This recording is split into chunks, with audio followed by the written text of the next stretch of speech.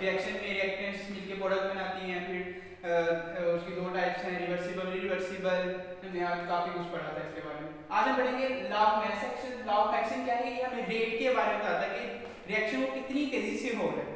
अब ये जो लॉ है ये पेश किया था दो साइंटिस्ट ने, एक का नाम था गुलबर्ग और दूसरे का नाम था वे। उन्होंने 1869 में एक लॉ पेश किया था जिसको उन्होंने नाम दिया था लॉ ऑफ मैक्सवेल का। अब इसकी स्टेटमेंट के बारे में देखते हैं। स्टेटमेंट ये कहती है the rate at which a substance reacts is directly proportional to its active mass and the rate of reaction is directly proportional to the product of the active mass of the reactive substance।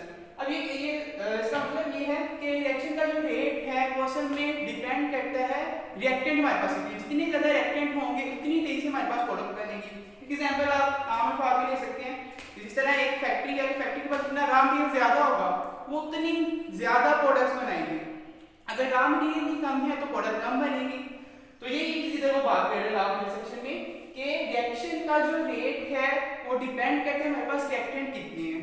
जितने ज्यादा reactant होंगे reaction का जो rate है product बनाने का वो उतना ज्यादा होगा। अब एक्टिव मास को देखते हैं, इधर भी एक्टिव मास था। अब एक्टिव मास हमारे पास क्या है? अब जो हमारे पास रिएक्टेंट है, अब रिएक्टेंट मिलकर तो प्रोडक्ट बनाते हैं। अब हो सकता है कि सारे के सारे रिएक्टेंट जो हैं वो टेक पार्ट ना कर रहे हो रिएक्शन में। अब जो वो वाला पोर्शन रिएक्टेंट का जो कि रिएक्शन में टेक पार्ट कर रहा है, हिस्सा ले रहा है, असल में उसका नाम एक्टिव मास है क्योंकि वो एक्टिव है। कुछ इनएक्टिव भी होते हैं रिएक्टेंट्स जो कि प्रोडक्ट में कन्वर्ट नहीं हो रहे होते। तो जो रिएक्शन में टेक पार्ट कर रहे हैं, जो पोर्शन है रिएक्टेंट का, वो असल में एक्टिव मास है। अब इसको हम स्केल फैक्टर में शो करते हैं, उस रिएक्टेंट के स्केल फैक्टर लगाते हैं और उसका यूनिट है वो मोल पर डी क्यूब है। इसको मोलर कंसंट्रेशन भी कहते हैं क्योंकि जब भी हम कोई अमाउंट लेते हैं रिएक्टेंट की तो वो मोल्स में लेते हैं मोलर कंसंट्रेशन के तौर पे। अब एक रिएक्शन है A प्लस B, वो A और B जो है ये आपके रिएक्टेंट्स हैं और C और D ये जो है आपके पास प्रोडक्ट्स हैं और ये रिवर्सिबल रिएक्शन है। अब इनकी कंसंट्रेशन है A ब्रैकेट में लिख दिया, B को ब्रैकेट में लिख दिया, C को भी और D को भी इसके ब्रैकेट में लिख दिया। ये असल में रिएक्टेंट्स और प्रोडक्ट की कंसंट्रेशन है।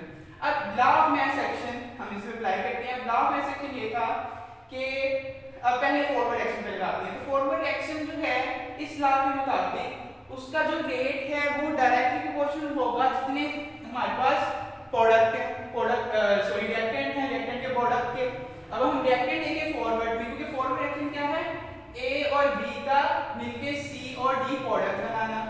तो इसका मतलब ये है कि जो फॉरवर्ड एक्शन का जो रेट होगा वो A की कंसंट्रेशन और B की कंसंट्रेशन जो रिएक्टेंट्स हैं इनके प्रोडक्ट के डायरेक्टली प्रोपोर्शनल होगा। तो जितने ज्यादा A और B होंगे फॉरवर्ड का रिएक्शन उतना फास्ट होगा, उतनी जल्दी से प्रोडक्ट्स बनेंगे हमारे पास।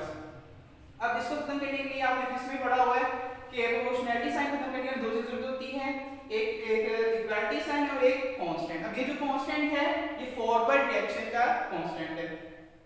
फिर आगे रिवर्स रिएक्शन को देखते हैं। अब रिवर्स में अब क्या है कि अब ये प्रोडक्ट्स मिलके रिएक्टेंट बनाएंगे दोबारा से, ये बैकवर्ड रिएक्शन रिवर्स रिएक्शन है। अब जितनी ज्यादा प्रोडक्ट होंगी वो टूट के उतने ज्यादा रिएक्टेंट बनाएंगे। अब इसका मतलब है कि रिएक्शन का जो रेट है वो गेन प्रोडक्ट की कंसंट्रेशन के डायरेक्टली प्रोपोर्शनल होगा इनके प्रोडक्ट के। अब इसको खत्म करने के लिए इक्वालिटी का साइन लगा और एक ये कांस्टेंट लगा दिया जो कि रिवर्स रिएक्शन का जो कांस्टेंट है। अब इक्विलिब्रियम स्टेट पर इक्विलिब्रियम में पढ़ा हुआ है कि जब rate of reverse reaction rate of forward reaction equal हो जाते हैं तो स्टेट को हम कहते हैं केमिकल इक्विलिब्रियम स्टेट। अब इक्विलिब्रियम स्टेट पे R rate of forward rate of reverse के बराबर होगा। R की वैल्यू हमारे पास ये आई इधर पुट कर दी, रिवर्स की हमारे पास ये आई इधर पुट कर दी। अब ये जो ये मल्टीप्लाई हो रहा है इधर जाके डिवाइड हो जाएगा और भी इधर मल्टीप्लाई हो जाके डिवाइड हो जाएंगे। अब हमारे पास Kf जो था वो फॉरवर्ड का कांस्टेंट था और Kr जो था वो रिवर्स का कांस्टेंट था और जब ये दोनों मिलकर एक न्यू कांस्टेंट बना देंगे जिसको हम कहते हैं इक्विलिब्रियम कांस्टेंट। ये रिएक्शन का हर रिएक्शन का एक खास आपके पास इक्विलिब्रियम कांस्टेंट होता है, तो इसको हम कैसे शो करते हैं और असल में ये क्या होता है? ये रेशियो है प्रोडक्ट की रिएक्टेंट के साथ, क्योंकि इधर हमारे पास रिएक्शन में C और D प्रोडक्ट थे और A और B रिएक्टेंट थे। तो जब जो Kc आया वो बटे के ऊपर हम प्रोडक्ट लिखेंगे और रिएक्टेंट जो है वो बटे के नीचे लिखेंगे। तो असल में ये Kc का एक्सप्रेशन है। अब ये जो हमारे पास पर्टिकुलर रिएक्शन था।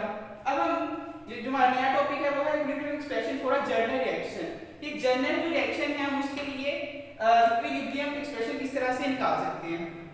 अब जनरल रिएक्शन के लिए क्या है कि आप लोगों ने रिएक्शन का पढ़ा है कि अगर हम शुरू में जो हम लगाते हैं कोफिशिएंट्स वगैरह ये असल में नंबर ऑफ मोल्स को प्रेजेंट करते हैं। तो फर्स्ट के लिए हमारे पास जो ए के जो नंबर ऑफ मोल्स हैं वो ए है स्मॉल ए, और बी के जो है वो स्मॉल बी है, और सी के जो स्मॉल सी है, और डी के है वो स्मॉल डी है। तो पहले रिएक्शन था वो हमने इनको 1 1 कंसीडर किया हुआ था, लेकिन अब कोफिशिएंट जो है वो स्पेसिफिक हैं, ए के स्मॉल ए है, बी के स्मॉल बी है, सी के स्मॉल सी, डी के स्मॉल डी है।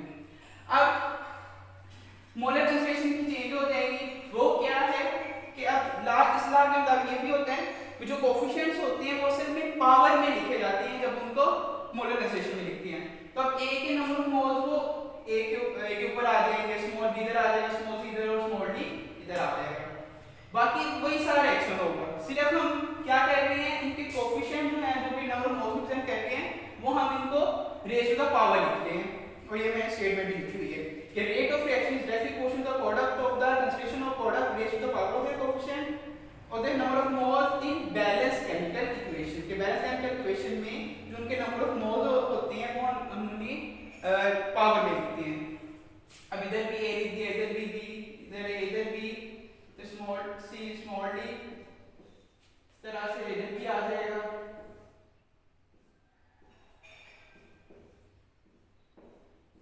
तो ये हमारे पास एक जर्नल रिएक्शन आ गया है, उसके लिए हमने केसी निकाल दी है।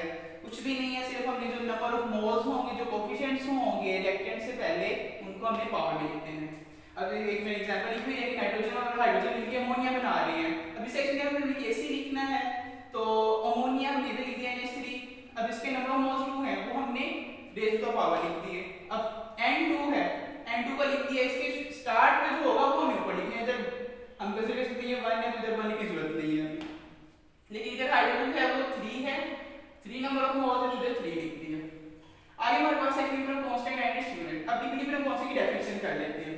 अब इसकी डेफिनेशन क्या होगी, जिस तरह से ये था कि असल में ये COD प्रोडक्ट थे और COD इनके नंबर ऑफ मोल्स हैं, तो ये होगा ये रेशियो है product of the consideration of product raise to the power of coefficient, कि प्रोडक्ट को मल्टीप्लाई करना है, प्रोडक्ट का प्रोडक्ट करना है raise to the power of their coefficient number of mole. और नीचे भी यही कि product of the consideration of reactant का product raise to the power of their coefficient जो नंबर ऑफ मोल्स हैं ये भी। अब हम देखते हैं इसका सेकंड पार्ट, इसके यूनिट्स किस तरह से निकालने केसी के। तो केसी के यूनिट हम इस तरह से निकालेंगे, हमें एक रिएक्शन लिखने पहले जो दिया गया होगा, मैंने इधर हाइड्रोजन आयोडीन का रिएक्शन किया होगा जिससे हाइड्रोजन आयोडाइड बन गया। अब इसके लिए केसी का यूनिट केसी एक्सप्रेशन लिखते हैं, इस तरह इधर लिखा था। अब HI लिखा, इसके 2 नंबर मोल्स है उधर लिख दिए, हाइड्रोजन का 1 है और आयोडीन का 1 है, उधर लिखने की कोई जरूरत नहीं है।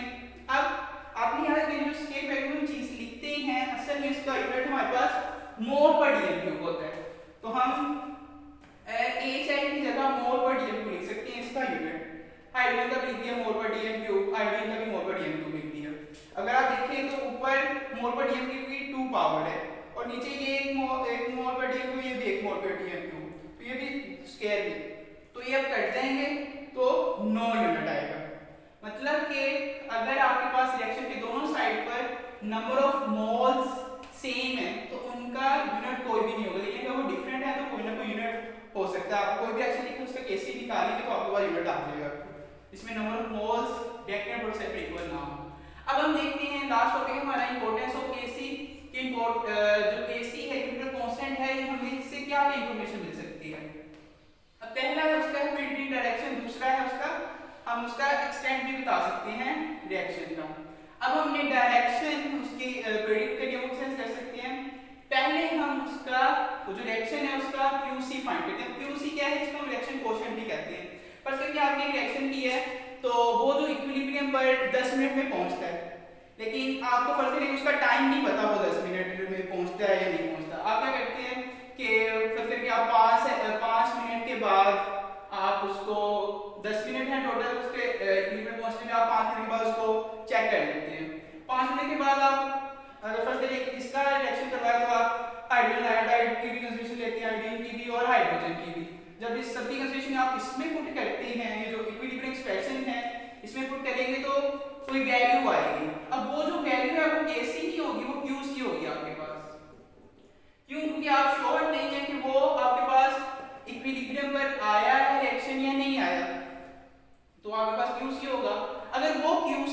वैल्यू आपके पास केसी से लेस देन हो तो वो तीन पॉसिबिलिटी आ सकती है। पहले आपने क्यूसी फाइंड करना है, फिर आपने उसको कंपेयर करना है केसी से। क्यूसी अगर लेस देन है केसी से तो वो जो रिएक्शन है वो फॉरवर्ड जाएगा, अगर तो वो ग्रेटर है क्यूसी केसी से तो वो रिवर्स में आएगा, अगर वो क्यूसी इक्वल है केसी के तो इसका मतलब है कि रिएक्शन जो है वो इक्विलिब्रियम को अटेन कर चुका है। ये तो हमारे पास एडीपी डायरेक्शन ऑफ रिएक्शन हम इस तरह से डायरेक्शन फाइंड कर सकते हैं केसी के जरिए। दूसरा हमारे पास between extent of reaction. Extent का मतलब ये है कि हमने ये बताना है कि रिएक्शन किस हद तक हो चुका है, कि कितने हमारे पास रिएक्टेंट प्रोडक्ट में कन्वर्ट हो चुकी हैं, कितने प्रोडक्ट रिएक्टेंट में कन्वर्ट हो चुकी हैं। अब पहला हमारे पास है इफ लार्ज वैल्यू केसी, तो केसी का बहुत बड़ी है। अभी आप देखिए तो ये एक रेशियो है क्यूसी प्रोडक्ट ओवर रिएक्टेंट की। अब हमें पता है कि क्यूसी की वैल्यू तब ग्रेटर होगी जब प्रोडक्ट ज्यादा है, क्योंकि बटे का यही है कि बटे की ऊपर वाली वैल्यू जितनी ज्यादा होती है आंसर उतना ज्यादा आता है। अगर प्रोडक्ट ज्यादा है तो केसी ज्यादा होगा, अगर रिएक्टेंट और फिर दूसरा ये भी रूल है अगर बटे की नीचे वाली जितनी ज्यादा होगी आंसर उतना कम आएगा। अगर लार्ज वैल्यू केसी है इसका मतलब है कि उस रिएक्शन में हमारे पास रिएक्शन मिक्सचर में प्रोडक्ट ज्यादा है क्योंकि क्यूसी ज्यादा है, और अगर स्मॉल वैल्यू केसी है तो इसका मतलब है कि हमारे पास रिएक्टेंट ज्यादा है, और अगर मॉडरेट वैल्यू केसी है तो इसका मतलब है कि कंपेरेबल अमाउंट है रिएक्टेंट की और प्रोडक्ट की। ये हमारा था आज का लेक्चर, बाकी इंशाल्लाह हम नेक्स्ट वीडियो में देखेंगे।